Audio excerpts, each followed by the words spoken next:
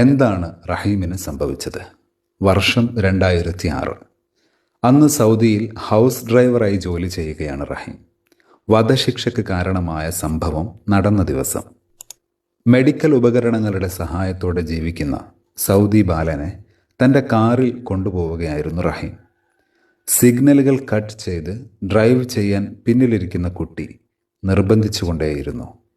അത് തടയാൻ ശ്രമിക്കുന്നതിനിടെ മെഡിക്കൽ ഉപകരണം ഊരിപ്പോവുകയും അത് കുട്ടിയുടെ മരണത്തിന് കാരണമാവുകയും ചെയ്തു.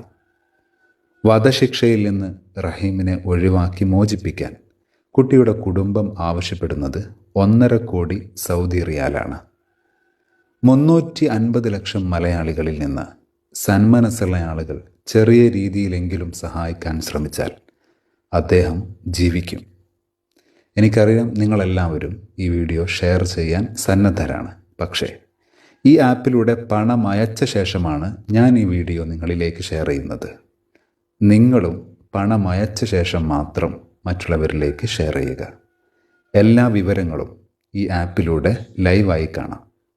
യൂസുഫ് അലിയും മമ്മൂട്ടിയുമൊക്കെ സഹായിച്ചോളും എന്ന് കരുതി നിങ്ങൾ സഹായിക്കാതിരിക്കേണ്ടതില്ല.